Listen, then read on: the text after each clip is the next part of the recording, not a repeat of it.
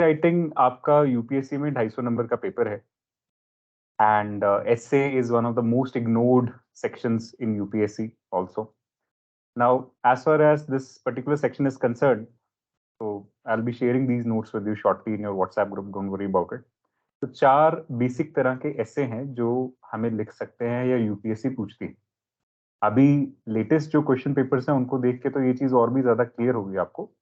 तो let's see first of all that what are the 4 basic types of essays that we have to deal with. आपने 10th class तक plus 2 तक थोड़े बहुत English के अंदर ऐसे लिखे होंगे और मोस्ट प्रोबेबली वो एसेज आप तब लिखते हैं जब पेपर होता है, उससे पहले हम कभी उसको प्रैक्टिस नहीं करते। लेकिन यहाँ पे ऐसा करना थोड़ा डाइसी है यूपीएससी में। तो that's why the first component in the 2024 batch that we are starting today is essay, कि आप जब तक आपका पेपर हो अगले साल तब तक आप कम से कम 40-50 ऐसे लिख लें, हर हफ्ते एटलीस्ट वन।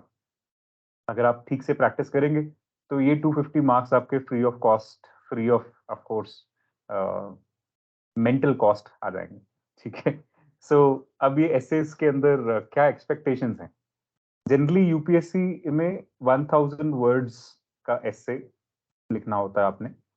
कभी कभी तो वो मेंशन भी कर देते हैं 800 to 1000 वर्ड्स या 800 words like this. So generally we keep this as a limit. This means 8 to 10 pages रफली। अब इस एसे के लिए 4 बेसिक टाइप्स ऑफ एसेस पूछते हैं। First is there are narrative essays, so that means you have to tell a story. कई बार ऐसे टॉपिक्स यूपीएससी ने पूछे हैं जहाँ पे ऐसे लगता है कि हमें कुछ स्टोरी बना के ही इसको ठीक से प्रोजेक्ट कर पाएंगे, अदरवाइज ऐसा ऐसे लिखना थोड़ा मुश्किल हो जाता है उन टॉपिक्स के ऊपर। तो मैं इसकी एक एग्जांपल आपको 2022 के एसेज में से ही दिखाता हूँ। I think that will be the best way to go forward on this. Just give me one moment. Here it is. So this is another document that I'll be sharing with you for essays. Okay. So this has all the previous year question papers on essay and of course the sectional variation also on all essays. किस तरह के ऐसे आए हुए हैं। तो 2022 का ऐसे देखिए, forests are the best case studies for economic excellence. Pets are the unacknowledged poets, sorry, not pets. Poets are the unacknowledged legislators of the world. History is a series of victories won by scientific man over the romantic man. A ship in the harbor is safe, but that is not what the ship is for. अब यहाँ पे मुझे story telling करनी है, तो story telling in चारों में से किस तरह कैसे में की जा सकती है? Anybody?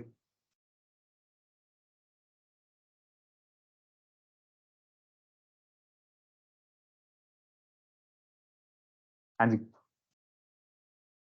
who would like to take the first go?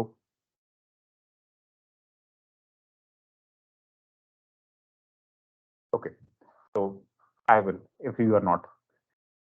So when you saying about forest, हमारे पास कुछ तो डेटा है, लेकिन नैरेटिव ऐसे जब हम बोलते हैं ना कि नैरेटिव ऐसे है या डिस्क्रिप्टिव ऐसे है या कुछ भी ऐसे है, ऐसा नहीं हुआ कि वो 100% नैरेटिव ही है, 100% स्टोरी है। Every story, if you wish to believe a particular story, it needs to be backed by some context which is attached to real life. It cannot be completely fiction. It has to be some facts. So some amount of narration is going to be there in each and every essay, because this is something that is going to create a story. Okay. तो forest के लिए भी हम ये build करेंगे, poets के लिए भी बिल्ड करेंगे। स्टोरी टेलिंग जरूरी है, क्योंकि एक चीज हमेशा याद रखनी है यूपीएससी के अंदर भी और कहीं पे भी, ऐसे जो होता है ना, ये सबसे बोरिंग चीज है पढ़ने के लिए। अगर उसमें कोई आपने डायमेंशंस नहीं दिए या कोई फ्लो मैनेज नहीं किया या टेस्ट मैनेज नहीं किया, कोई आपकी टोन में वेरिएशन नहीं आ रही, तो it will be a most boring thing for the reader to deal with. So you need to avoid it to be boring. That's why some amount of narration is essential. Okay? तो ये चीज ध्यान में रखनी है।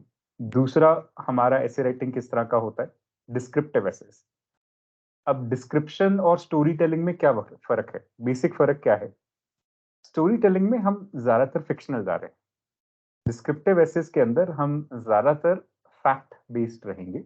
हमारे पास we are trying to paint a picture, but at that same time it needs to be a reminder of going back to the real world all the time. Okay, so it is not a description for description's sake. It is basically you are trying to communicate some deeper meaning through the description. Okay, so that is the second kind of the essay that you have to work on. Third is expository essays, which are just the facts. So here, what we do is a balanced analysis of the topic. Here, the writer explains or defines the topic using facts, statistics, examples, जैसे जो forest वाला economic data के basis पे आप करेंगे. Expository writing encompasses a wide range of essay variations, such as by comparison or contrast, कि forest अकेले ही नहीं है, बाकी सब भी है. The cause and effect essay and how to, or the process essay, because expository essays are based on facts, not personal feelings. So writers don't reveal their emotions or write in the first person. आमतौर पे जो बच्चे गलतियां करते हैं वो ये करते हैं कि essay first person में लिखने की कोशिश करते हैं. General rule, as a general rule, you should try avoiding first person. Always write in third person. Second person भी छोड़ दीजिए, ठीक है, वो हमेशा अच्छा रहेगा. Then persuasive essay. So you need to convince the person. So here the goal is to convince the reader to accept the writer's point of view. ये आपको सबसे ज्यादा कहाँ मिलते हैं? जब आप न्यूज़पेपर के एडिटोरियल्स पढ़ रहे होते हैं. जैसे अगर आप इंडियन एक्सप्रेस पढ़ रहे हैं तो वहां पे पी चिदम्बरम का एक आर्टिकल आता रहता है जनरली. तो P Chidambaram is always trying to convince you that rule of BJP government is bad. One or the other way, through some data, they will try to convince you that misgovernance is happening in the country, yeah, or democracy is in peril. So this kind of an argument will be made. Okay. Now here you need to build a case using fact, logic, example, expert opinion, sound reasoning, etc., etc. This is going on. So here you should present all sides of the argument, but must be able to communicate clearly and without equivocation why a certain position is correct. एक particular side लेना जरूरी है. तो अब 4 basic तरह के essays हैं. ये पढ़ना क्यों जरूरी था कि 4 बेसिक तरह के एसे? ये इंग्लिश लैंग्वेज के अंदर बेसिक कंसर्न है. तो यूपीएससी में आपने जब भी क्वेश्चन पेपर देखा तो क्वेश्चन पेपर देखते ही आपको पहले तो ये जज करना है कि मुझे किस तरह का ऐसे लिखना है. Should I go for a narrative, descriptive, expository or persuasive kind of an essay? This is something that you have to at the very beginning start with yourself. सबसे पहले इसी चीज के ऊपर काम करना है. तो टॉपिक की सिलेक्शन सिर्फ इस बेसिस पे नहीं होती कि टॉपिक आपका जाना पहचाना है.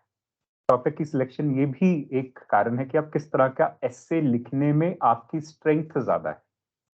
क्या आप परसुएसिव एसेज बेटर लिखते हो? क्या आपके पास ऐसे रीजनिंग कैपेबिलिटी है कि आप सारी साइड्स दिखाने के बावजूद भी एक चीज की तरफ? और ये आप कैसे जज करेंगे? अगर सपोज किसी भी लोगों के साथ या फ्रेंड्स के साथ आपकी कम्युनिकेशन हो रही है और उस कम्युनिकेशन में you come out to be the end person that convinces everybody that my point of view is the right point of view, my way or the highway. अगर आपकी बेसिक पर्सनालिटी ऐसी है तो फिर डेफिनेटली आप persuasive essays भी अच्छे लिखेंगे, क्योंकि in general you are able to convince people, yeah. But अगर ऐसा है ही नहीं कि आप कन्विंस नहीं कर पाते, जो मर्जी जोर लगा ले, एंड ऑफ द डे आपने दूसरे बंदे का ही व्यू पॉइंट मानना है, तो फिर आप परसुएसिव एसेज के पीछे ज्यादा नहीं पड़े. ये भी एक बात है, ठीक है. फिर आप एक्सपोजिटरी एसेज की तरफ रहिए या डिस्क्रिप्टिव एसेज की तरफ रहिए. That will be the safe side for you also. So now after this basics, going back to the kind of essays that are coming in UPSC, let's try and understand them a little. So 2022 only, the last year's paper. इस बार का भी paper अभी जब 2023 का होगा तो तब हम डिस्कस करेंगे. So forests are the best case studies for economic excellence. अब इस तरह का ऐसे आमतौर पे हम तैयार नहीं करते जीएस के अंदर. हम फॉरेस्ट को ज्योग्राफी के अंदर एज अ बेसिक रिसोर्स थोड़ा बहुत पढ़ते हैं. फॉरेस्ट सेंसस हमारे पास सर्वे आ जाता है हर 2 साल के बाद, उसका कुछ डेटा है. इकोनॉमिक सर्वे के अंदर थोड़ा बहुत लाइफ स्टॉक के ऊपर, थोड़ा बहुत एग्रो फॉरेस्ट्री के ऊपर चीजें होती हैं जो आप जीएस के अंदर पढ़ते हो. लेकिन you trying to convince that they are actually the best case studies for economic excellence. So what kind of an essay is this? You have to convince the person. So if you are good at convincing on the basis of given facts, and definitely you will be comparing forest with the rest of the other economic activities which are feasible in the country, and where these forests will be good. अब India में तो इतनी forest है भी नहीं ना, 20-21% में. और क्या हम एग्रो फॉरेस्ट्री को इतने अच्छे से टेकअप कर भी पाए हैं या नहीं, केस स्टडीज के लेवल पे तो ठीक है, रियल लाइफ के लेवल पे है भी या नहीं, तो ये थोड़ा सा देखना पड़ेगा, है ना। तो अगर तो आपके पास डेटा है इसको लेके और आप इसको वाकई में इतना वाइड लिख पाओगे तो फिर तो बात ठीक है, फिर आप ये ऐसे ले सकते हो, नहीं तो फिर ये आपका चॉइस नहीं होना चाहिए, ठीक है। Now, poets are the unacknowledged legislators of the world. See, what is the meaning of a legislator? Somebody who is making a law. When you say unacknowledged legislator, so essentially somebody who has created the law because it, before it has come into the real world, किसी ना किसी level पे। लेकिन poets ये कैसे करते हैं? Poets करते हैं अपनी पोइट्री के थ्रू एक व्यू पॉइंट को प्रमोट करके। कई बार वो व्यू पॉइंट रोमांटिक होता है, कई बार वो व्यू पॉइंट रियलिस्टिक होता है। When I say romantic, I don't mean the worldly romance. I mean some romanticization of an idea, maybe. Yeah. कई बार वो आइडियोलॉजिकल पोइट्री भी करते हैं, कई बार वो रिलीजियस पोइट्री भी होती है। गुरु नानक देव जी भी अपने आप को शायर ही कहते थे। नानक शायर एव कहत है सच्चे परवरदिगारा, इस तरह से गुरबानी में आता है। तो यहाँ पे भी जो poets as an unacknowledged legislator of the world, अगर इसके ऊपर टॉपिक लिखना है तो ये किन बच्चों के लिखने वाला टॉपिक है? पहले तो जो पोएट्री पढ़ते रहे, एटलीस्ट उनके पास कोट करने के लिए तो कुछ होना चाहिए रेलेवेंट। इसको आप इन दी एयर नहीं लिख सकते बिना प्रिपरेशन के। तो जो बच्चे लैंग्वेज वाले थे, जैसे लेट्स से इंग्लिश लैंग्वेज से कोई पेपर दे रहा है या पंजाबी लैंग्वेज से पेपर दे रहा है, तो उन्होंने किसी पोएट के बारे में पढ़ रखा है, then they can better write this. Otherwise, just weaving around this one unacknowledged legislator of the world will be difficult because you need some facts to state in the essay. Otherwise, it will look very dry, very fictional. Okay. History is a series of victories won by scientific man over the romantic man. So, what kind of an essay is this? So, when you say scientific man over the romantic man, so romantic man is the one who is romanticizing with some kind of an idea. It is not the loving man or one-on-one kind of a relationship. No, nothing like that. So, romanticization means make believe kind of a thing. Okay. Scientific man means factual person. So, series of victories won by the scientific man over romantic man, इस basic कथन से मतलब ही क्या है?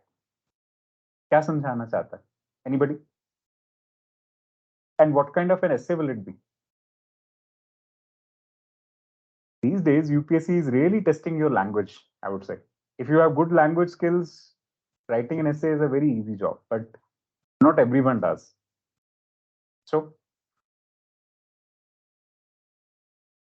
तो मैंने जो 4 ऐसे बताए, narrative, descriptive, expository and persuasive, उनमें से ये कौन सा है? Do we have to convince? Do we have to state the facts? Do we have to paint a picture? Or do we need to tell a story? बताइए, क्या लगता है? क्या हमें ये वाली स्टेटमेंट से स्टेटमेंट का इंटेंट क्या है? क्या ये हमें कुछ कन्विंस करवाने के लिए यूज हो रही है? क्या हमें कुछ फैक्ट्स देने हैं? क्या हमें कोई पिक्चर पेंट करना है? क्या करना है? श्रुति, व्हाट इज द इंटेंट है? So practicality over.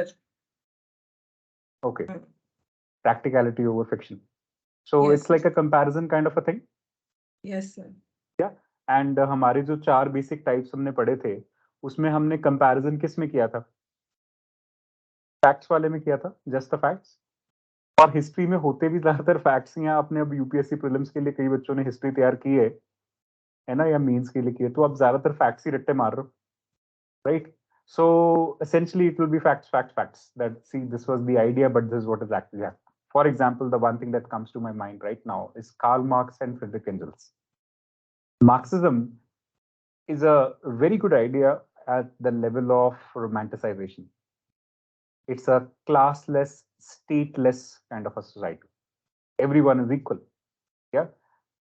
In fact, it goes on to say, from everyone according to their capability and to everyone according to their need. And this is a romantic man, Karl Marx, right here. वो एक ideal picture draw कर रहे हैं, लेकिन हुआ क्या at the end of the day? Production, distribution, consumption and exchange, capitalism is what defined the economy till date. जिन economies ने किसी लेवल पे सोशलिज्म टेकअप भी किया था बैक इन द डे, जैसे कि इंडिया, उन्होंने भी धीरे धीरे इसको छोड़ा ही.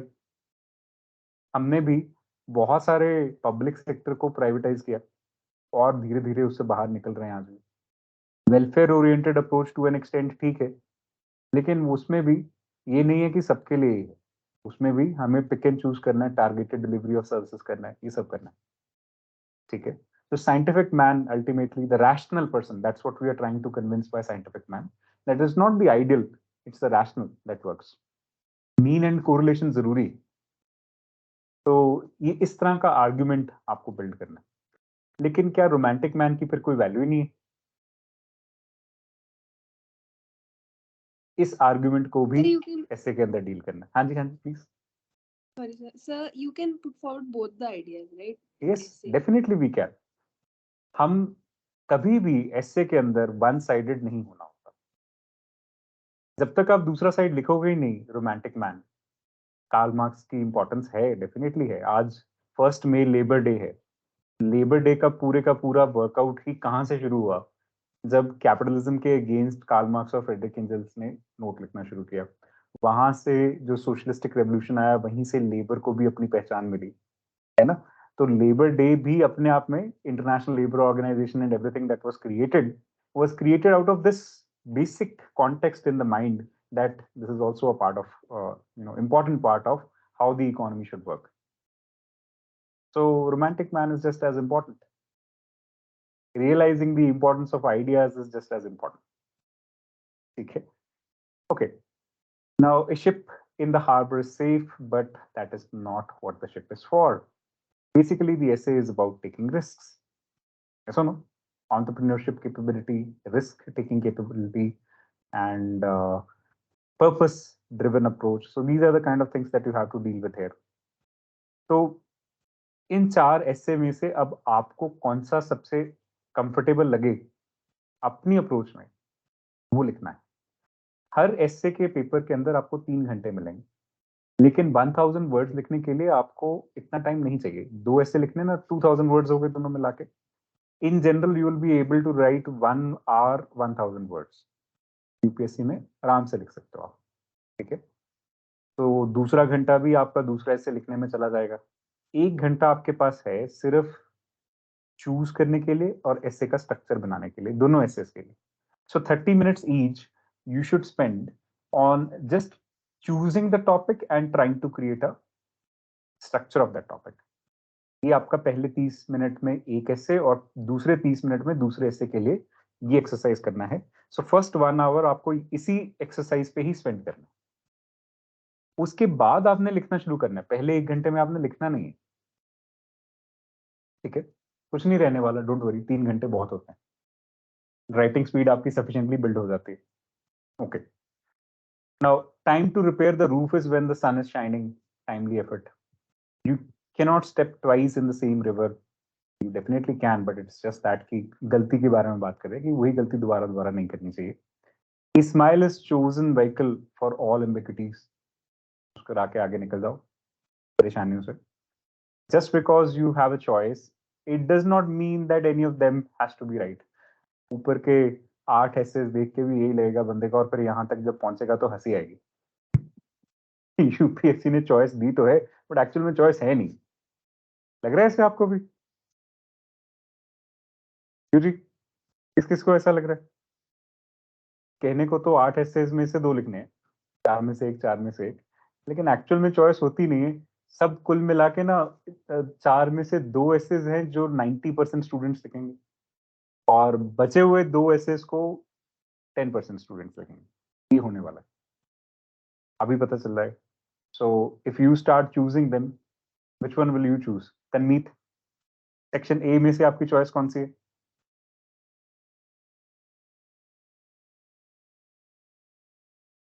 Hello. So first one. First one. Okay. Next, Shruti. The second. Second. Okay. Then Deepika. The third. Third. Okay. Then Anamika, The third. third. Ocean, maybe mic is not working. Jagpreet,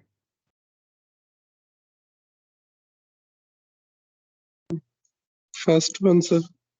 first one. Bhavna, Sir, third one. third one. देखो votes बढ़नी शुरू हो गई। यहीं से picture clear हो रही है कि फोर्थ वन के साथ ज्यादा लोग पंगा लेना नहीं चाहते। सबसे कंफर्टेबल किसको क्या लग रहा है? फैक्चुअल, कुछ ना कुछ तो बोल ही लेंगे। फिर एक ऊपर वाला फैक्चुअल कंपैरिजन, जिसको इकोनॉमिक्स में ठीक ठाक हाथ बैठ रहा है वो इसको ट्राई कर लेगा। तो this is how the things are in UPSC. There are no real choices, but to an extent 4 में से 2 ही कंफर्टेबल होंगे सबके लिए लिखने के लिए। और एक मिथ यहाँ पे बस्ट करना जरूरी है, आप डिफरेंट ऐसे लिखेंगे उससे आपके नंबर बढ़ेंगे, ऐसा कुछ नहीं होता। मेंस लिखने वाले हमारे पास 15,000 बच्चे हैं। 15,000 बच्चों में से कोई डिफरेंट ऐसे रह नहीं जाता। हर कोई मतलब सफिशिएंट नंबर में सारे ऐसे लिखे ही जाएंगे, कोई फर्क नहीं पड़ने वाला है। The only difference that is going to be there is, are you able to really present the essay in the way it was supposed to be presented? Okay. अब इससे मेरा क्या मतलब है? In the way it was supposed to be presented. essay में आपसे अपेक्षाएं क्या होती हैं? जब भी आप यूपीएससी में ऐसे लिखने बैठते हैं, what is expected from you or of you? Okay, you're writing a UPSC essay. So let me take you to the first document that we were on, and there we have some facts. अब यहाँ पे ना कुछ लिखित essays हैं, examples के साथ हैं, तो ये आप पढ़ सकते हो later on. So let's try and make up a note on what is expected of you in an essay, and you can note it down. This will serve you well. आपसे क्या अपेक्षा रखी जाती है जब एक एसे आप लिख रहे हैं? पहली बात तो एसे में जस्टिस बहुत जरूरी है। मैं थोड़ा सा प्रियम्बल के वर्ड्स यूज करूंगा तो आपको याद रहेगा, ठीक है? जस्टिस किसको करनी है? टॉपिक को जस्टिस करनी है, लाइफ, रियल लाइफ को जस्टिस करनी है, या कह लीजिए कि उसके कॉन्टेक्स्ट को जस्टिस करनी है। अगर उसमें कोई कैरेक्टर्स हैं, पर्टिकुलरली कभी कभी किसी ऐसे के अंदर कुछ कैरेक्टर्स भी होते हैं, एपीजे अब्दुल कलाम के ऊपर ऐसे आ सकता है, गांधी के ऊपर ऐसे आ सकता है, तो कैरेक्टर के साथ भी जस्टिस करनी है। कैरेक्टर के साथ जस्टिस करने का मतलब क्या है कि आप सिर्फ उसका एक पक्ष नहीं दिखा सकते, सारे दिखाने, ठीक है? और अलग अलग डायमेंशंस के साथ जस्टिस करनी, सिर्फ एक ही चीज के बारे में नहीं जाना, पॉजिटिव के बारे में नहीं जाना, नेगेटिव भी देखना है, ठीक है? दोनों तरफ जाना है। आर्ग्यूमेंट्स के साथ जस्टिस करनी है, सिर्फ एक ही आर्ग्यूमेंट नहीं लेना। अगर 4 हैं तो 4 आर्ग्यूमेंट्स बताने हैं, 5 है तो 5 बताने हैं। आप एक साइड ले सकते हो लेकिन 5 बताने के बाद, ठीक है? तो इन कुछ चीजों के साथ आपने जस्टिस करनी है, the topic, the context, the character, the dimensions and the arguments. Fine. फिर आपने कुछ लिबर्टी लेनी है। सेकंड प्रियम्बल देखो, means is entirely something called as a creative process. Means is not something you will cram for. It is something that you will create as you go along the way. मैंने आपका ये lecture आपको तैयार करके रट्टा मार के नहीं दे रहा हूँ, मैं भी लेक्चर तैयार कर रहा हूँ आपके साथ साथ ही। जैसे जैसे मैं आपको पढ़ाई जा रहा हूँ वैसे वैसे मैं लेक्चर तैयार करी जा रहा हूँ, है ना? तो जैसे हमने जस्टिस ले लिया, अब नेक्स्ट इज लिबर्टी। ओके, सो अब किन चीजों के साथ हम लिबर्टी ले सकते हैं ऐसे राइटिंग के टाइम पे, और किन चीजों के साथ नहीं ले सकते हैं? So you can take liberty in terms of storytelling, in terms of imagination. कहने का मतलब रियल लाइफ स्टोरीज ही होंगी हमेशा ऐसे में, ऐसा कुछ नहीं। आप क्रिएटिव स्टोरीज अपनी बना सकते हो, आप अपना नैरेटिव स्टाइल डिफरेंट रख सकते हो। These are the things that you need to take liberty on, and if you are able to take liberty on these things, this will be well rewarded. क्यों? क्योंकि आप इससे अपने एसे को इंटरेस्टिंग बनाएंगे, ठीक है। You can take liberty in terms of the various dimensions that you want to showcase in an essay. Maybe उस एसे के साथ वो डायरेक्टली रिलेटेड नहीं है, बट आपकी capability to relate will be rewarded. What things you cannot take liberty upon? First and foremost is grammar.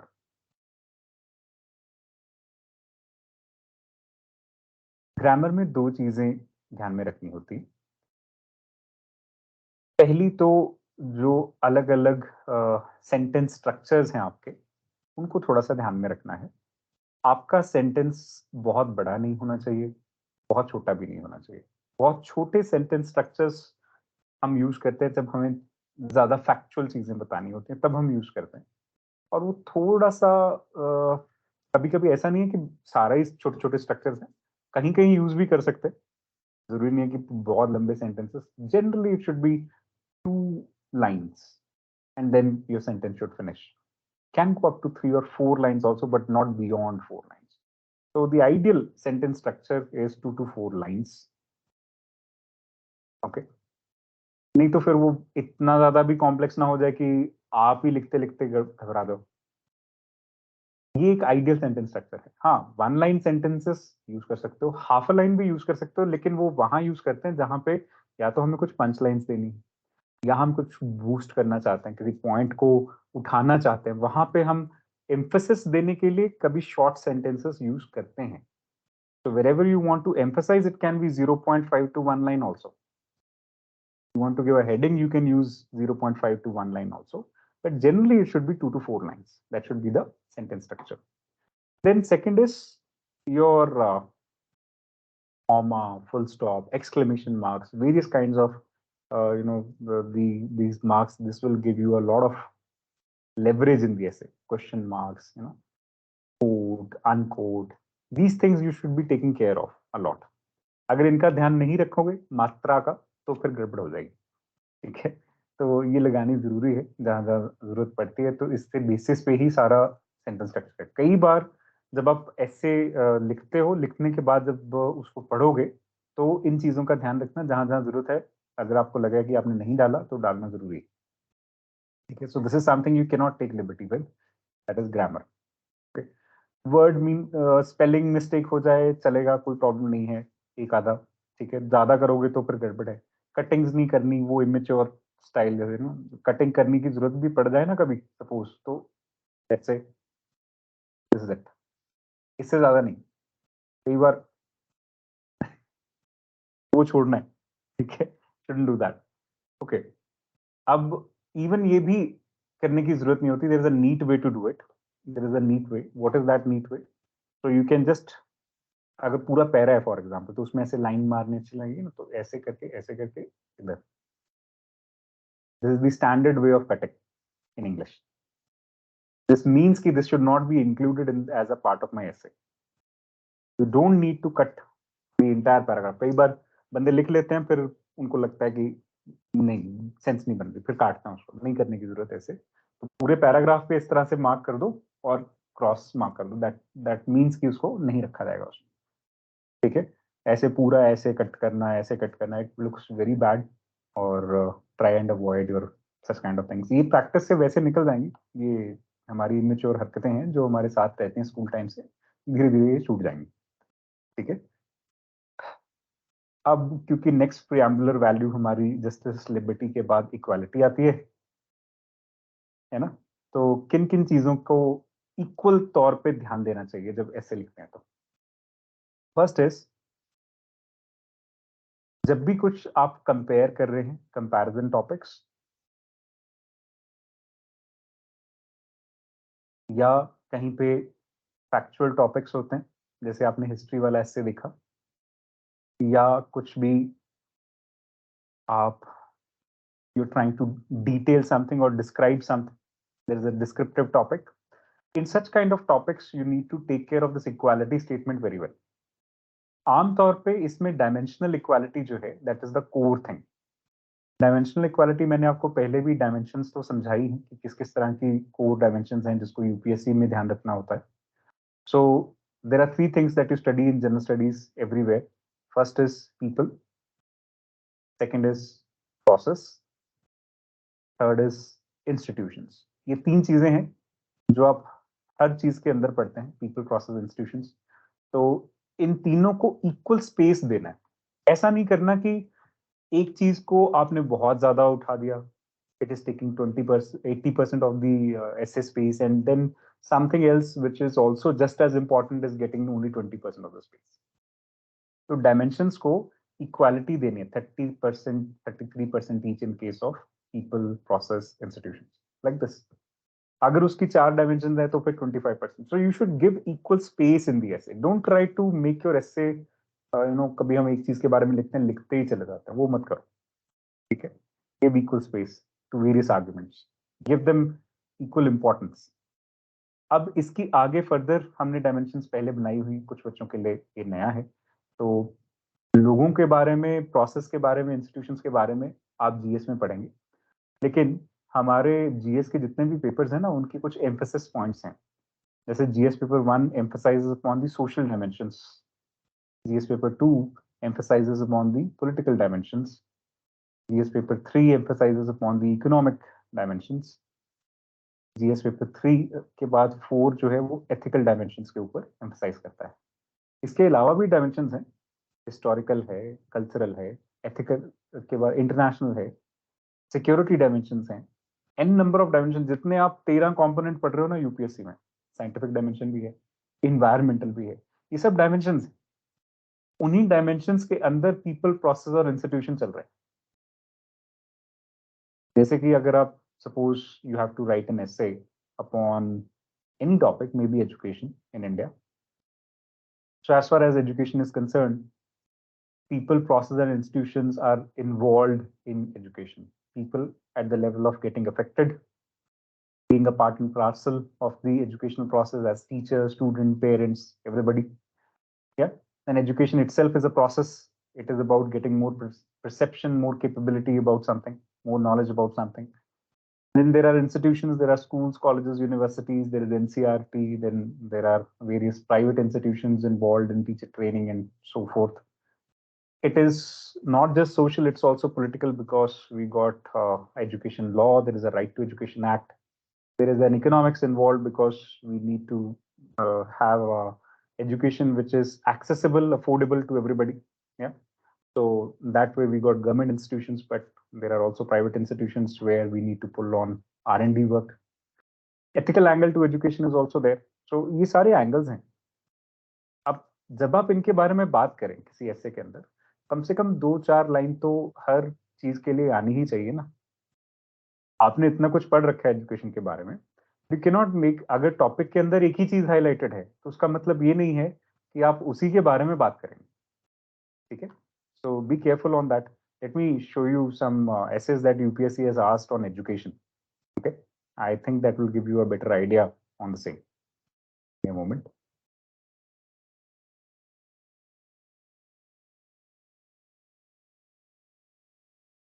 So this is education.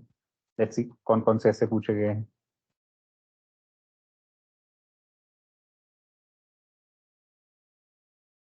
$1995 का ऐसे है, restructuring of Indian education system. Literacy is growing very fast, 1996, but there is no corresponding growth in education. Irrelevance of the classroom, privatization of higher education in India, modern technological education and human values. What is real education? Education for all campaign in India, myth or reality. ये जब right to education movement चल रहा था 2005-6 में, तब 2006 में ऐसे पूछा गया. हालांकि 2010 में जाके ये बात बनी. Then, is an egalitarian society possible by educating the masses? Independent thinking should be encouraged right from the childhood. Credit-based higher education system, status, opportunities and challenges. And is the growing level of competition good for the youth? Are the standardized tests good measure of academic ability or progress? Education without values, as useful as it is, seems rather to make man more clever devil. Destiny of a nation is shaped in its classrooms. तो इतनी बार 14 बार ऐसे आया है education के ऊपर 1995 से लेके 2017 तक अगर देखा जाए तो इंपॉर्टेंट टॉपिक है। अब let's say restructuring of Indian education system, ये एक टॉपिक ले लेते हैं, कुछ भी अल्टीमेटली हर एक के अंदर बात तो वही करनी।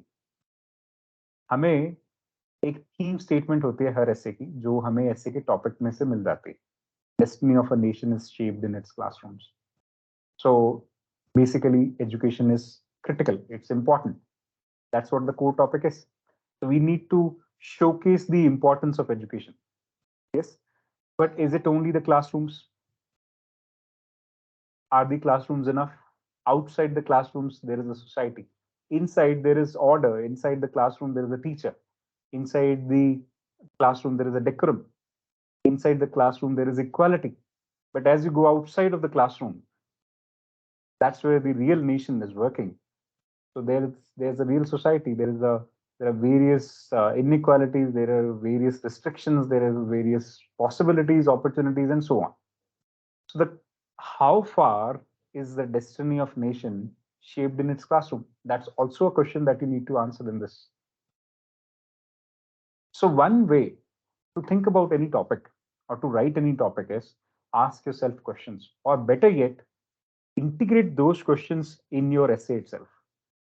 जब भी आप कोई ऐसे लिखना चाहें तो उसके ऊपर पहले तो आप क्वेश्चन ही बनाएं अपने दिमाग में, और वो क्वेश्चन आप एक्चुअल में पूछें वहां पे। एक पैराग्राफ आपके एसे में स्टार्टिंग में ही कहीं इंट्रोडक्शन का पार्ट बन के इसी टॉपिक पे हो सकता है कि ये जो टॉपिक मुझे दिया गया है, destiny of the nation is shaped in its classroom, ये स्टेटमेंट अपने आप में कहां तक वैलिड है, one.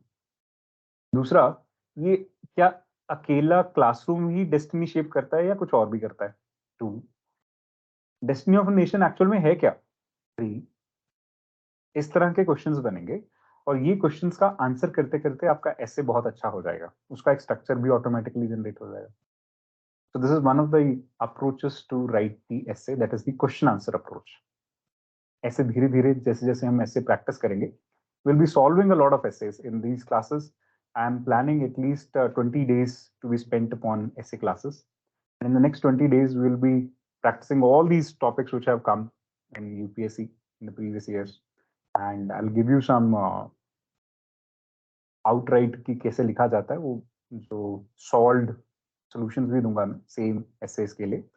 So I'll be providing that. And based on those lines, you will be also able to write essays. तो जैसे जैसे प्रैक्टिस करेंगे वैसे वैसे बात बन जाएगी। तो एटलीस्ट आई एम टारगेटिंग कि हमें 100 essays तो I will deliver, then you think कि आप कितने लिखोगे, ठीक है। हर हफ्ते एक तो आपको लिखना ही लिखना है। इन the next about 20 days that we are going to spend on essay writing, you will be going through at least 100 essays. This is going to be previous year UPSC essays only. Okay?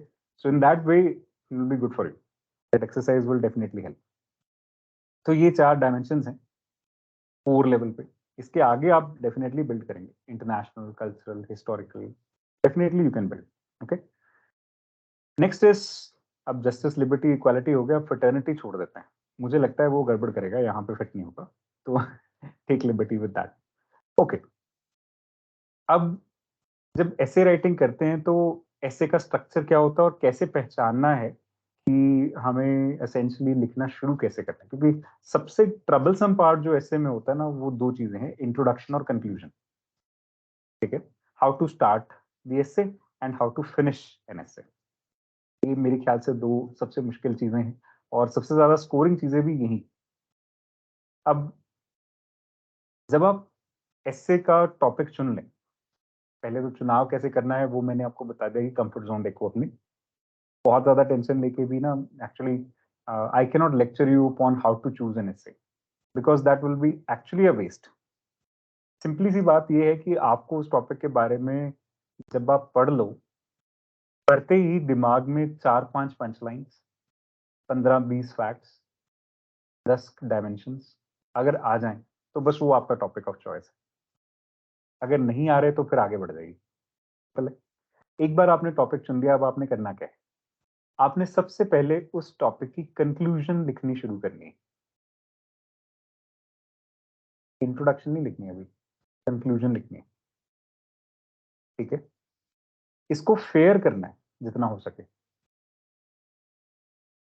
दूसरा काम आपने अब dimensions बनानी है कि आप कौन कौन सी चीजों के ऊपर बात करोगे रफ में, ओके। फिर इन डायमेंशंस को आपने अरेंज करना है, सीक्वेंस ऑफ डायमेंशंस। पहले किसके बारे में बात करोगे, दूसरी किसके बारे में बात करोगे, first, second, third, fourth. It can be dimensions, it can be arguments, it can be comments, whatever, okay. So यहाँ पे फिर वो आर्ग्यूमेंट्स आ जाएंगे, okay. Next thing that you have to now work upon is introduction. ये एक basic तरीका है ऐसे लिखने का। अगर आप ये करते आ रहे हैं ऑलरेडी तो बहुत अच्छा, नहीं करते आ रहे तो ये एक तरीका होता है। इंट्रोडक्शन को भी आपने फेयर करना है, रफ में ही फेयर करना है, रफ वर्क वाली जगह जहां दी होती है वहीं पे फेयर कर लेना है, फिर आपने ऐसे लिखना शुरू करना है। कंक्लूजन और इंट्रोडक्शन पहले फेयर करना क्यों जरूरी है, क्योंकि by the time sometimes people finish an essay, वो ऐसे तो होता है how to raise your child, है ना, लेकिन ऐसे की फिनिशिंग कैसे होती है, grandma kicked the child with the bucket. आमतौर पे वो बिल्कुल बिखर जाता है एंड तक जाता जाता है। तो इसलिए ये लॉजिकल एस्पेक्ट यही है कि आप पहले तो ये डिफाइन कर लें अपने मन में कि मैं ये टारगेट क्या है, मैं कहां पहुंचना चाहता हूं, what is the logical argument that I want to give at the end of the essay. उस लॉजिकल आर्गुमेंट के बेसिस पे ही आपको डायमेंशंस अपने आप दिमाग में आ जाएंगी कि मुझे कौन कौन सी चीजें चाहिए होंगी इस कंक्लूजन तक पहुंचने के लिए, ठीक है। फिर आप उन चीजों की सीक्वेंस तय करेंगे कि अगर इसमें से पहले मैं ये बताऊंगा बाद में ये बताऊंगा तो मेरे लिए अच्छा हो जाएगा, and then there is introduction. इतना करने के बाद आप ऐसे लिखना शुरू नहीं कर सकते, लेकिन अब आपको क्या करना है, now you have to definitely in the next 20 days also and up till we are working in GS, जब तक आपका पेपर चल रहा है, हम एक काम साइड बाय साइड हमेशा करते हैं यूपीएससी में, कोट्स, पंच लाइन्स। ये दो चीजें हैं जो आपको इकट्ठे करते रहना अपने पास, this is your treasure. Quotes you can find in various books that you read or whatever editorials that you're coming across or everyday newspaper, you'll come across quotes. तो जितने ऐसे के टॉपिक्स हैं ऊपर, आपने तैयार किन पे करनी है course, security, international organisations and relations, इन पे तो कर नहीं सकते, इंटरनेट के ऊपर कर सकते हो, आईटी के ऊपर कर सकते हो, साइंस एंड टेक्नोलॉजी पे कोर्स इकट्ठी कर सकते हो, ग्लोबलाइजेशन पे कर सकते हो, कैरेक्टर, फिलोसफी के ऊपर ऐसे हैं तो उनकी कुछ quotes, women, education, economic sectors, environment, media and society, judiciary, social justice, poverty, Indian culture, federalism, decentralization, economic growth and development, democracy and administration. ये वेरियस डायमेंशन, वेरियस टॉपिक्स हैं जिनके अंदर आपके ऐसे आए हुए। अब इन्हीं के ऊपर आपने कोर्स इकट्ठी करनी है एज यू गो अलोंग, जैसे जैसे आपकी तैयारी आगे बढ़ती जाएगी इनके ऊपर आप कोर्स इकट्ठी कीजिए। दूसरा, पंच लाइन्स जो है वो इंडिपेंडेंट होती है। पंच लाइन्स के अंदर for example we need to re-enfranchise the disenfranchised।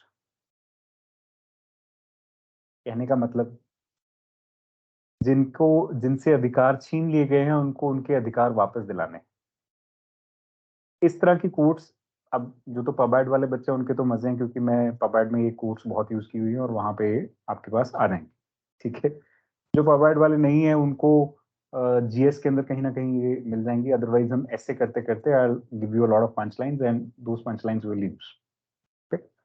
तो इनको कहीं ना कहीं एसे के अंदर किसी भी पॉइंट को एम्फसाइज करने के लिए यूज किया जाता है। कोट्स में हम थोड़ा सा अपने एसे का लेवल बढ़ाते हैं, हम थोड़ा सा स्कॉलरली एसे जब लिखना चाहें तो उसमें कोट्स की यूटिलिटी थोड़ी रहती है, ठीक है। That is one. So this is the general exercise that you will do. अब आपने यहाँ पे देखना ये है कि मैं कौन सी कोट्स मुझे को याद आ रही है जो इस एसे के साथ रिलेटेड है, और कौन सी पंच लाइन्स है जो मैं यहाँ पे फिट कर सकता हूँ। ये भी आपकी इसी सीक्वेंस में फिर फीड हो जाएंगी। अब आप ऐसे लिखना शुरू कर सकते हैं यूपीएससी के लिए। once this much exercise is done. So अब 30 मिनट हमारे पास थे टॉपिक की चॉइस करने के लिए, कंक्लूजन डिजाइन करने के लिए, डायमेंशंस डिजाइन करने के लिए, उनको सीक्वेंस में रखने के लिए, इंट्रोडक्शन डिजाइन करने के लिए, और डेफिनेटली कोट्स और पंच लाइन्स भी सेट करनी है साथ साथ में। ये कोट्स पूरी लिखने की जरूरत नहीं है, आपको बस याद आ जाए कि मुझे ये वाली कोट याद आ रही है, तो एक छोटा सा उसका रेफरेंस दे लो ताकि बाद में सीक्वेंस में फिट हो जाए। पंच लाइन्स भी इसी तरह से एक दो रेफरेंस में रख लो ताकि बाद में फिट हो जाए। ये कंसर्न, ठीक है, ताकि रेलेवेंट प्लेसेस पे हम इनको डाल पाए, शुरू में ही हमारे दिमाग में पिक्चर क्लियर हो। 30 मिनट्स में ये एक्सरसाइज करने के बाद next 1 hour is easy for you. Why? ये दो काम जो सबसे मुश्किल थे ये तो आपने पहले ही कर ली, इंट्रोडक्शन और कंक्लूजन। अब तो एक फ्लो मेंटेन करना है। अब जब लिखना है तो क्या ध्यान रखना है? Next 1 hour what is your key concern? First concern is introduction आपकी पहले से फेयर हो रखी है। अब जब सेकंड पैराग्राफ आप शुरू करेंगे तो उसमें आप क्या करेंगे? तो हर आंसर राइटिंग का, हर एसे राइटिंग का एक बेसिक स्ट्रक्चर होता है, उसके ऊपर मैं थोड़ा सा आपका ध्यान दिलाना चाहता हूँ। जब भी आप कभी क्वेश्चन का आंसर लिखें या जब भी आप एसे लिखें तो this is something that you need to take into consideration. Let's say मैं आपसे कोई क्वेश्चन पूछता हूँ और आप कुछ बोलना शुरू करते हो, तो मैं क्या सुनना चाहूंगा? जवाब सुनना चाहूंगा एग्जैक्टली या फिर मैं आप मेरे को पहले कोई कॉन्टेक्स्ट सा बताने लग जाएं, कहानियां सुनाने लग जाएं, फिर जवाब सुनना चाहूंगा? मुझे एटलीस्ट ये तो कॉन्फर्मेशन चाहिए ना कि जो मैंने पूछा है वही बोला जाएगा, जो मैं सुनना चाहता हूँ, जो जो मेरे क्वेश्चन का आंसर होना चाहिए, तो पहले वो बात कही जाएगी और ठीक है फिर उसको एलैबोरेट कर लेंगे। या मेरी अप्रोच ये होगी कि नहीं यार, मुझे ना पहले तुम इसकी पूरी स्टोरी बताओ, बैकग्राउंड बताओ, हिस्ट्री बताओ, एक्सेट्रा एक्सेट्रा, फिर तुम मेरे टॉपिक पे आओ। ऐसा तो नहीं है। यूपीएससी में भी एग्जामिनर के पास इतनी पेशेंस नहीं है कि वो वेट करे कि कब आप ऐसे के टॉपिक पे पहुंचते हैं।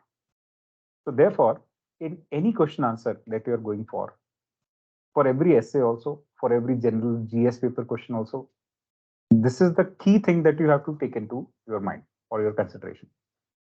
जैसे कि एक यही ऐसे ले लेते हैं, quick but study wins the race. हर क्वेश्चन के अंदर एक बेसिक चीज है कीवर्ड, दूसरा होता है कॉन्टेक्स्ट, ठीक है, और तीसरी चीज होती है डायरेक्टिव।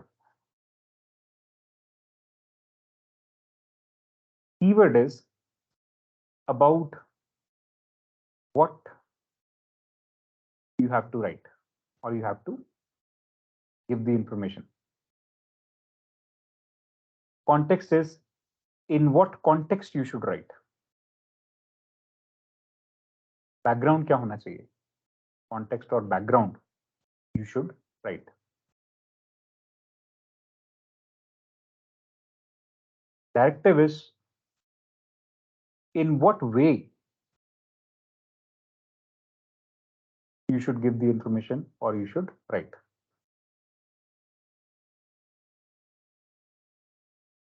जैसे जीएस के क्वेश्चंस में लिखा होता है ना, critically examine, analyse, justify, elaborate, या सो व्हाट, व्हेन, वेयर, इस तरह से। सो वो सारे डायरेक्टिव्स हैं। अब ऐसे के अंदर आपको डायरेक्टिव आमतौर पे नहीं मिलता, कहीं कहीं मिल जाता है। जैसे 50 golds in Olympics, can this be a reality for India? Can is like a possibility, so it's a directive for you. तो कहीं कहीं डायरेक्टिव हुआ कि नहीं हुआ, तो ऐसे के अंदर एक जनरल डायरेक्टिव हम मान के चलते हैं, वो होता है discuss. Discuss means you can talk about everything, but discussion के अंदर एक बेसिक रूल होता है कि वो स्ट्रक्चर्ड होनी चाहिए, फ्लो में होनी चाहिए, और कहीं ना कहीं उसका कंक्लूजन होना जरूरी है, खत्म होनी चाहिए।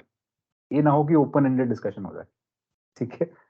तो ऐसे के अंदर हम एक बेसिक डायरेक्टिव लेके चलते हैं अगर हमें ऐसे के अंदर डायरेक्टिव नहीं दिया गया है। Okay, context.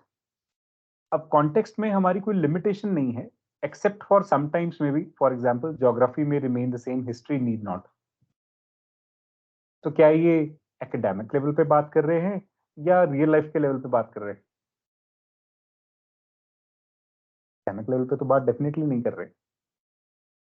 ज्योग्राफी में remain the same, history need not.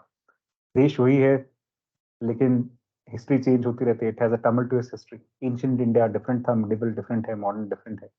Geography तो वही है, हिंदुस्तान तो वही है ना? Okay, we are creating history every moment, even today. Then keyword. Keyword is about what you have to write. जब तक आप ये नहीं पहचान लेते ना, तब तक आप essay या क्वेश्चन का आंसर ठीक से नहीं लिख पाएंगे.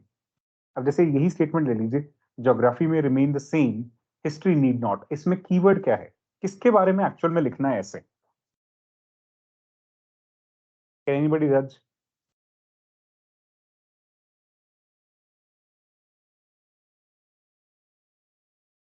हाँ जी.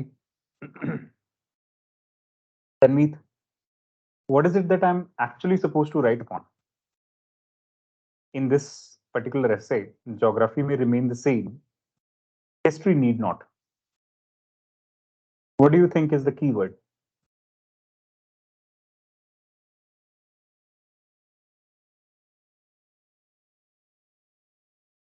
Shruti?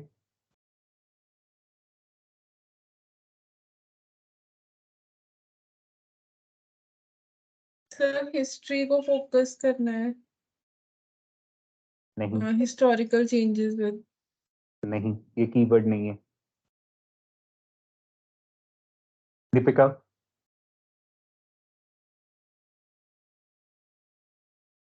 I was thinking history only. Anamika?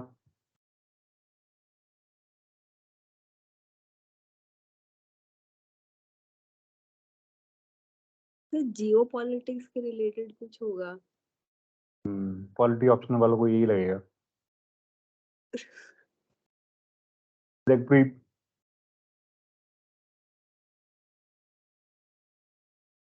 किस चीज पे एक्चुअली फोकस करना है? हिस्ट्री में सर. अच्छा, नहीं करना है हिस्ट्री पे फोकस. अब इसको कीवर्ड को पहचानने का तरीका क्या है?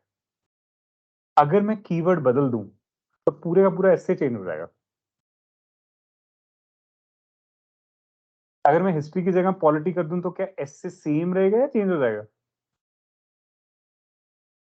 सेम सही रहेगा. Polity need not, economy need not, geography में रिमेन द सेम. बातें तो हम वही कर रहे होंगे. हाँ, है ना? फर्क किससे पड़ रहा है?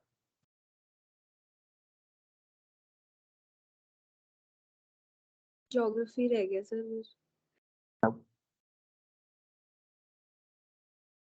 This is the Same. keyword. Yes. Remaining the same. This is the key phrase actually. Remaining the same. Nothing remains the same. Temporary है सब कुछ, permanent कुछ भी नहीं है. Change के बारे में से है ना? Nothing is permanent but change. ऐसे भी तो पढ़ते हैं ना. सो ये वही ऐसे है, उसको ट्विस्ट किया गया उन्होंने. उन्होंने दो कॉन्टेक्स्ट दे दिया आपको, ज्योग्राफिकल कॉन्टेक्स्ट दे दिया, हिस्टोरिकल कॉन्टेक्स्ट दे दिया. These are basically context. Geography is a context, history is a context. Instead of them, it can be economy and polity. Instead of them, it can be culture and ethics. Culture may remain the same, ethics may not. कर सकते हैं सब कुछ, आए ना? लेकिन actual में ऐसे है किसके बारे में? Continuity and change. Yes or no? That's the key in the topic. कई बार यूपीएससी में बच्चों के एस्से में से 0 मार्क्स भी आए हैं. सोच सकते हो, 1000 वर्ड लिखने के बाद 0 मार्क्स. क्यों आते हैं? इसी वजह से आते हैं. वो की वर्ड ही नहीं पहचान पाते कि भाई ऐसे है किसके बारे में. ऐसा हुआ है, एस्से में से 0 मार्क्स दिए डिस्पाइट 1000 वर्ड लिखने के. क्यों? क्योंकि वो कोर थीम अंडरस्टैंड ही नहीं कर पाए, लिखना किसके बारे में था. अब वो ज्योग्राफी और हिस्ट्री के बारे में लिखा है, एस्से किसके बारे में था? Continuity and change. सारी डायमेंशंस उसके आसपास नहीं. आप सोचो कितना डिफरेंट एसेज होंगे. एक आप ऐसे लिख रहे हो कंटिन्यूटी एंड चेंज के ऊपर, एक ऐसे आप लिख रहे हो ज्योग्राफी और हिस्ट्री के ऊपर. कौन सा एसे स्कॉलरली होगा, कौन सा ऐसे बेटर होगा? पूरा वाला. Continuity and change. दूसरा बचकाना लगेगा उसके सामने, नंबर कैसे आएंगे फिर? एग्जामिनर का दिल कर भी गया तो 20-30 नंबर देके छोड़ देगा आपको।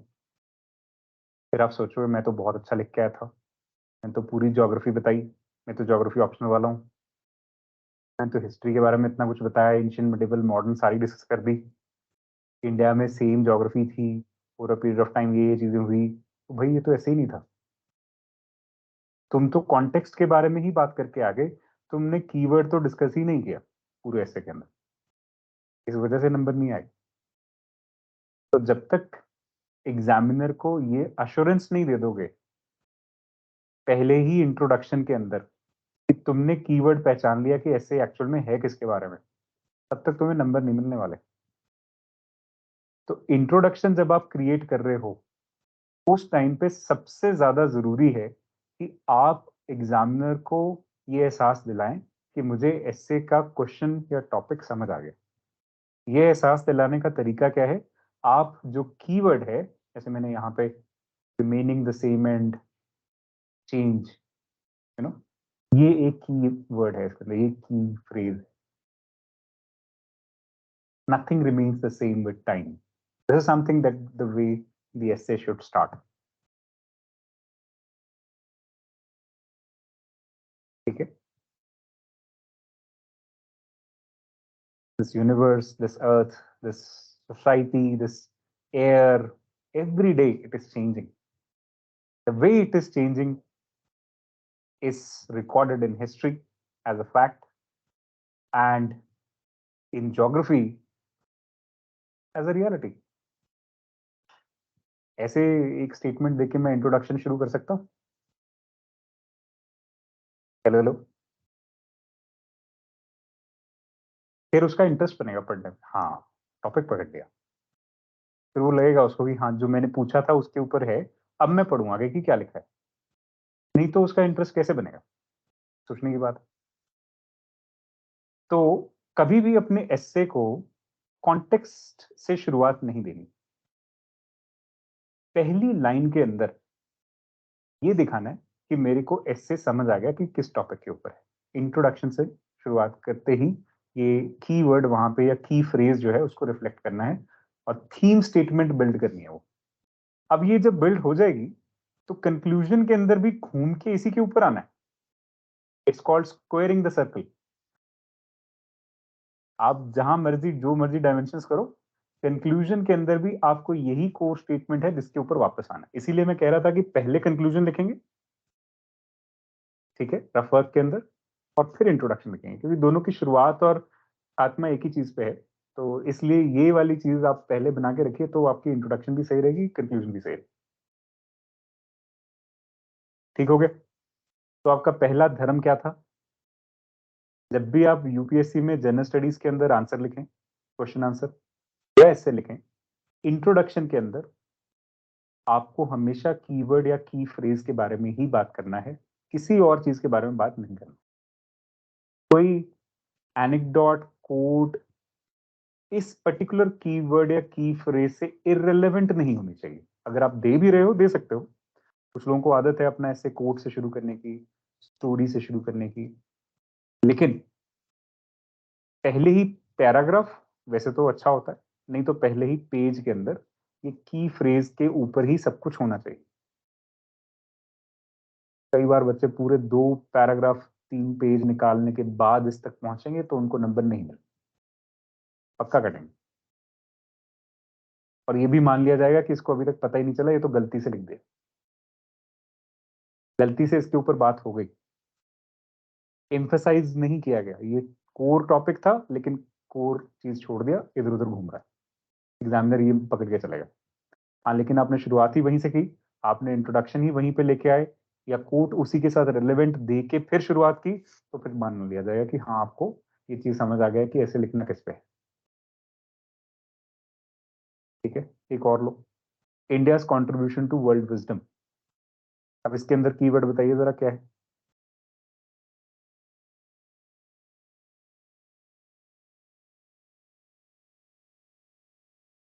हाँ जी, तो दीक्षा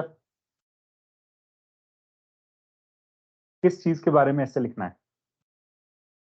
in this particular quote, India's contribution to world wisdom, what is it that we have to actually write about? Sir, is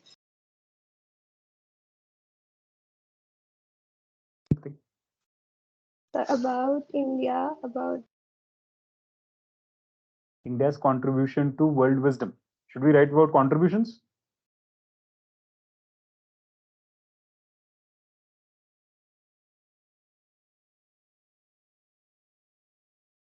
Shruti, what do you think? What is the keyword? India's contribution. India's contribution. Okay. Somebody else would like to try. Anamika? Contribution, sir. Contribution only. Okay. Anybody else thinks कि ये नहीं है, कुछ और हो सकता है? Sir अपने जितने अलाइड स्कॉलर्स हैं उनके बारे में Okay. sir, how India contributed on world level. How India contributed. Okay. Should it be how or what? What India contributed, not how. How means process. What means basic facts. Okay. So ठीक है. आप keyword अगर contribution को मान के चलते हो तो आपका ध्यान क्या रहेगा? सारे ऐसे के अंदर आप कंट्रीब्यूशन के ऊपर ही चलते रहोगे. हमारे ये मैथमेटिशियंस थे, ये हमारे हिस्टोरियंस थे, ये हमारे पूर्वज थे जिन्होंने ये किया. अभी हम ये कर रहे हैं वर्ल्ड विजडम के लिए. Don't you think world wisdom is a keyword? Many Yes, are sir. contributing towards many people, many countries, many entities will be contributing towards world wisdom. India's contributions to world wisdom में हम definitely India के बारे में तो बात करेंगे ही, लेकिन world wisdom highlight करने की कोशिश करेंगे in the sense कि उसको enrich कैसे किया गया. So if I am to write this topic, I will first start with defining what is world's wisdom. Once I am able to define world wisdom, in that definition, I'll be able to portray what kind of a contribution can be made to it by anybody. In that, I would want to then portray what is India's contribution as a third level. So my essay should not be simply about हमने ये कर दिया, हमने ये कर दिया types. हमारे ऋषि मुनि वेद व्यास टाइप्स बहुत सारे थे, उन्होंने ये कंट्रीब्यूट करके चले गए, अभी हम ये कंट्रीब्यूट कर रहे हैं. तो मेरा ऐसे बहुत ज्यादा ड्राई नहीं हो जाएगा पढ़ने में, फैक्ट्स नहीं हो जाएंगे उसमें बहुत सारे, हर कोई बंदा ऐसे बस ये किया ये किया ये किया, उसकी डायमेंशंस क्या बनेंगे, स्ट्रक्चर क्या बनेगा, कुछ भी नहीं. If on the other hand I go with world wisdom as a keyword, which is actually the keyword actually being asked about, yeah, so then I'll be able to build a better essay. Definitely my focus will be India's contribution. But is it only India's contribution? What is India? First, let's try and define this also. बहुत सारे लोगों को तो यही नहीं मालूम है India है क्या. भाव राग ताला. This is Bharatam. So no, bhava means expression, raga means what? What is raga? Tune. Tala means lyric. So India is a expression of a same raga or a basically tune. We are in tune with the natural ways of life. Every 50 kilometers that you travel, everything changes in India, and this is unique to our country only. Cultural expression, the climate, and the agroclimatic zones, the type of crops that they have, the type of food, language, clothing, everything changes. Then still, despite this diversity, there is one thing: the lyrical expression is in coherence with each other. Why? Because in India there is no concept of heaven. It does not exist. Across cultures, there is only one concept: escaping the cycle of life and death, moksha, nirvana, etc., etc. Various words, but same thing. So this is the common thread which binds Bharata. India is only a pet name that was given by the East India Company to India. Article 1 says India, that is Bharat, shall be a union of states. It preserves both names, India and Bharata. Bharata is the actual name, India is the pet name that was given by the English. जब slave trade होता था ना, तो जैसे ही slave आपके यहाँ पे dock करते थे, तो उनका नाम जो भी होता था उसको बदल के टॉम, डिक एंड हैरी कुछ नाम रख देते थे. उसका कारण ये था, नाम के साथ आपकी आइडेंटिटी जुड़ी. आज भी अगर आप अफ्रीका में जाते हो तो पहले आपका नाम है, फिर आपके पिताजी का नाम है, फिर आपके क्लैन का नाम. ठीक है, जैसे Nelson Mandela used to be belong to Madiba clan, so that's how it's name was. So लेकिन ये अगर कहीं पहुंचेंगे एज अ स्लेव तो इनका नाम क्या रख दिया जाता, नेल. उसको कोई मतलब नहीं है. इंडिया का भी एज अ वर्ड कोई मतलब नहीं. कारण क्या है, वो हमारी हिस्ट्री इरेज करना चाहते थे, इसलिए हमारी अटैचमेंट इरेज करना चाहते थे, इसलिए. तो भारतम या भारता या भारत, ये जब हम बोलते हैं तो इसके पीछे ये मतलब है, भावा रागा ताला. Okay, so world wisdom is one thing, but India itself is another thing. So you should know how to talk about your country. ये चीजें तो हम लर्न करेंगे ही धीरे धीरे ऐसे राइटिंग की क्लासेस के अंदर. And definitely what all India contributed to not just world wisdom but world as it is. तो एक तरफ तो वर्ल्ड विजडम डिफाइन करना है, विजडम क्या होता है, वर्ल्ड विजडम क्या होता है, फिर इंडिया कॉन्ट्रीब्यूशन उसके बारे में अपने आप डिफाइन करते जाएंगे. ठीक है, तो वर्ल्ड विजडम क्या होता है, what is wisdom, who is to be called as wise according to you? आपके हिसाब से सबसे वाइज बंदा कौन सा होता है आजकल के जमाने में भी, पुराने जमाने में भी? विजडम सबसे अच्छा माना जाए. Who is considered as wise? Somebody who is able to make sensible decisions or judgments, and this may be because of their knowledge, this may be because of their experience, this may be because of their intuition capability, or maybe their judgment. Yeah, so sensible decisions and judgments अगर कोई बना सकता तो उसको हम wise बोलते हैं. अब वर्ल्ड विजडम में इंडिया की कंट्रीब्यूशन या एक सेंसिबिलिटी प्रिवेल करने के लिए हमारी क्या कंट्रीब्यूशन है, इसके ऊपर सोचना है. So once you are able to define world wisdom well as a keyword, you will be definitely able to define India's contributions to it also. इस एस्से का भी कीवर्ड इस वजह से क्या निकल गया है, वर्ल्ड विजडम. तो ध्यान हमेशा ये रखना है कि कीवर्ड क्या है. आगे चलते हुए हम जितने एसेस की प्रैक्टिस करेंगे, पहले तो इसी चीज पे बात करेंगे कि भाई कीवर्ड क्या है. ठीक है, तो धीरे धीरे धीरे धीरे करते करते ये चीजें समझ आ जाएंगी. ओके, अब ये डॉक्यूमेंट मैं आज आपके साथ शेयर करूंगा. तो your first task is to just go through the document, try and see what kind of essays have been asked by UPSC previously, and thereby try and understand the breadth of topic that have been asked. क्योंकि आगे जाके जब आप पूरा साल अब newspaper पढ़ना है, मैगजीन्स पढ़ना है, जो भी पढ़ना है, तो ये चीजें आपके दिमाग में जितना रहेंगी उतना अच्छा है. जो आप उसमें से डेटा कलेक्ट करेंगे तो उनको किस टॉपिक के अंदर डेटा कलेक्ट करना है. अब डेटा कलेक्ट करने का भी तरीका है. एक रजिस्टर ले लीजिए, बेटर हमेशा ये होता है कि A4 साइज के पेजेस लीजिए, उसमें एक फाइल में ऊपर लिख दो कि टॉपिक का नाम, let's say may be education. ठीक है, अब एजुकेशन के ऊपर आपने कोट्स इकट्ठे करना है, इधर उधर पढ़ रहे हो कुछ भी, या जो करंट अफेयर्स आपके पास वीकली आ रहे हैं उसमें से एजुकेशन को लेके कुछ ना कुछ डेटा आता है, तो उसमें से क्रिस्प डेटा एक पेज आपने मेंटेन करके रखना है, फ्रंट एंड बैक, जो सिर्फ एजुकेशन को डेडिकेटेड है.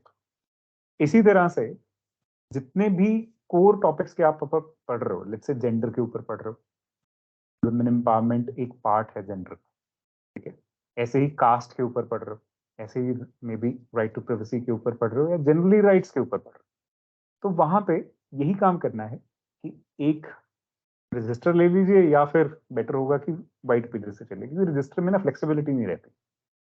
अगर मेरे पास 4 चीजें और आगे लिखने के लिए, तो फिर मैं कहाँ लिखूँ. वाइट पेजेस मैंने फाइल में लगा रखे हैं, तो मेरे पास हमेशा फ्लेक्सिबिलिटी है, मैं उसमें ऐड या सब्ट्रैक्ट कुछ भी कर सकता हूँ. तो देयरफॉर आई ऑलवेज प्रेफर्ड कि एक क्लिप फाइल हो और उसमें मैं वाइट पेजेस क्लिप करके डालता चला जाऊँ, अपने हिसाब से ऊपर हेडिंग दे दूँ, और quotes and data. These are the two things that you should always keep collecting as a part and parcel of your general enrichment. लेकिन एक चीज का ध्यान रखना है, इसको कभी भी बल्कि नहीं बनाना, बहुत ज्यादा चीजें लिख के कॉपी करके इधर उधर से इकट्ठी नहीं करनी, क्वालिटेटिव चीजें इकट्ठी करनी है। क्वालिटेटिव कहने का मतलब जो सिर्फ आपको ही नहीं मुझे पढ़ के अच्छा लगे। ऐसी कौन सी चीजें होंगी? Notes, punchlines and data which is relevant in the sense कि वो एक ट्रेंड की एनालिसिस करता हूँ। आज जीडीपी कितनी है ये इररिलेवेंट डेटा है टू एन एक्सटेंट की यूपीएससी में हम यूज नहीं कर सकते, लेकिन पिछले 50 साल में, पिछले 10 साल में, पिछले 5 साल में कुछ कैसा था, ऐसा कोई अगर ट्रेंड आपको कहीं मिलता है वो यूजफुल है। एजुकेशन में पिछले 10 साल में क्या चेंजेस आए, ये एक अच्छी स्टेटमेंट हो सकती है। दूसरी चीज जो यूजफुल होती है ऐसे राइटिंग के लिए इकट्ठा करने के लिए, वो होती है डायमेंशंस। अगर आप किसी भी टॉपिक के ऊपर बात करो तो कौन सी ऐसी डायमेंशंस हैं जिनके ऊपर बात करनी चाहिए उस पर्टिकुलर टॉपिक के अंदर, ये हम आंसर राइटिंग करते हुए भी सीखेंगे, ये हम ऐसे राइटिंग करते हुए भी सीखेंगे। तो वो डायमेंशंस इकट्ठी करने की कोशिश करना है। जैसे फॉर एग्जांपल अगर आप वुमेन एम्पावरमेंट के ऊपर बात करना चाहते हो तो वुमेन एम्पावरमेंट के कई कॉन्टेक्स्ट हैं। सोशल लेवल पे वुमेन एम्पावरमेंट है कि उनका फैमिली डिसीजन मेकिंग कितना अच्छा है, कितनी उनको इंपॉर्टेंस दी जाती है फैमिली लेवल पर डिसीजन मेकिंग के अंदर। This is one dimension. Then political level पे रिजर्वेशन एक एस्पेक्ट है कि हम उनके लिए 1/3 रिजर्वेशन पार्लियामेंट के अंदर करना चाहिए, नहीं करना चाहिए, ये सब। फिर पॉलिटिकल लेवल पे मैरिज के अंदर उनकी राइट टू लाइफ जो आर्टिकल 21 की एक्सटेंशन है, जो उनकी पर्सनल चॉइसेस हैं उनके बारे में। राइट टू वॉट इंडिया में एक कंसर्न है, यूएस में आजकल ये बहुत ज्यादा कंसर्न है तो अबॉर्शन के लिए। देन इसी तरह से ये पॉलिटिकल डायमेंशंस के बाद इकोनॉमिक है, are they becoming a part of the labour force, how much of the assets are held by women, ये सारे टॉपिक्स हैं। फिर इसी तरह से कल्चरल लेवल पे अब जैसे वुमेन की जो पोजीशन है वो लेटर वैदिक एज में डिटीरियरेट होनी शुरू होती है बिकॉज ऑफ ब्राह्मणिज्म और ब्राह्मणिकल कल्चर। फिर ये उसके बाद धीरे धीरे डिटीरियरेट होती है मिडिवल एजेस में, और ज्यादा डिटीरियरेट होती है बिकॉज इस्लामिक शरिया लॉ के अंदर उनको कुछ मानते नहीं। क्रिश्चियनिटी के अंदर आते भी यही, आज भी सबसे ज्यादा अगर ड्रैकोनियन लॉज हैं मैरिज को लेके तो वो इस्लामिक शरिया लॉ है या क्रिश्चियनिटी के अंदर, जहां पे विमेन को सबसे ज्यादा डेरोगेटरी पोजीशन पे रखा जाता है। तो इस वजह से ये इनका क्या कंट्रीब्यूशन रहा कल्चरल लेवल पे, ये सारी चीजें डायमेंशंस हैं जो वुमेन एम्पावरमेंट के अंदर आपको इकट्ठी करती रहेंगी। जैसे जैसे आप पढ़ते जाएंगे वैसे वैसे ही आती रहेंगे। तो एक पेज वुमेन एम्पावरमेंट को इस तरह से डेडिकेट करना है, ये आप अपने एस्से में इंटीग्रेट कर पाएंगे। जब हिस्ट्री पढ़ेंगे तो वहां पे राजा राम मोहन रॉय मिल जाएंगे, ब्रह्मो समाज है ना। फिर उनका एमेंसिपेशन ऑफ वुमेन को लेके, सती को खत्म करने के लिए क्या क्या एफर्ट्स थे वो सब आ जाएगा। विलियम बेंटिक लेजिस्लेशन आ जाएगी, है ना। देन जब गांधी जी के बारे में पढ़ेंगे तो female infanticide and child marriages उनके बारे में पता चलेगा, उन्होंने क्या काम किया। इसी तरह से हिस्टोरिकल फिगर्स का भी डेटा आ जाएगा और वहां पे फिक्स हो जाएगा। So one page you can dedicate this way to each and every topic and you will realize in UPSC कि सारी जो हमारा यूपीएससी का काम है ना वो करीब 300-350 टॉपिक्स हैं। इन 300-350 टॉपिक्स के इर्द गिर्द यूपीएससी घूमता है। ये टॉपिक्स की पहचान आपको मिल जाएगी जैसे जैसे आप क्वेश्चन आंसर्स लिखेंगे और क्वेश्चंस की पहचान करते जाएंगे। अभी जैसे एस्से के अंदर हमने देखा कि करीब 15 टॉपिक्स हैं जिनके इर्द गिर्द ऐसे घूमता है, ठीक है। तो इन 15 टॉपिक को administration, education, science and technology, environment तैयार कर लेंगे जैसे जैसे, वैसे वैसे आपकी ऐसी राइटिंग कैपेबिलिटी बढ़ती चली जाएगी। ऐसे ही आंसर राइटिंग है मीन्स में, तो उसमें भी हमारे पास इन जनरल वही 300 के आसपास टॉपिक्स हैं जिसके आसपास पूरा यूपीएससी घूम रहा है। तो as we go long will study that well. तो this is it to start with. तो I think this is sufficient dose for one day. तो आज मैं आपको 2 डॉक्यूमेंट फॉरवर्ड करूंगा। पहला डॉक्यूमेंट जिसके अंदर हमने देखा कि किस तरह के एसेज होते हैं और उसमें कुछ एग्जांपल्स हैं, रिटन एसेज हैं। ये एसेज कुछ स्टूडेंट्स की कॉन्ट्रीब्यूशंस ही हैं जिन्होंने अच्छे एसे लिखे, अच्छे मार्क्स आए। दूसरे के अंदर क्वेश्चंस हैं जो 1994 से लेके 2022 तक जितने भी यूपीएससी में एसेज आए हैं वो सारे क्वेश्चंस हैं। तो go through them today itself, एक बार एक रीडिंग दे दो। एटलीस्ट क्वेश्चंस आप आज पढ़ लीजिए। डिस्क्रिप्टिव एसेज जो एग्जाम्पल के तौर पर लिखे हुए हैं वो आप कभी भी बाद में पढ़ सकते हैं। कल की क्लास के अंदर हम 2022 में जो एसेज आ रखे हैं उनमें से जो सेक्शन ए के 4 एसेज हैं उनके ऊपर बात करेंगे. We will try and solve each and every essay that is given in UPSC. Don't worry about it. ठीक है. ऐसा नहीं मानना है कि ये टफ टॉपिक है, ये इजी टॉपिक है. At the end of the day, after 20 classes of essay writing, you should be able to write essay on anything. हमने इस अप्रोच के ऊपर काम करना है. ठीक है. So, any questions that you have, we can discuss now. मैं रिकॉर्डिंग इस सेशन की अब बंद कर रहा हूँ.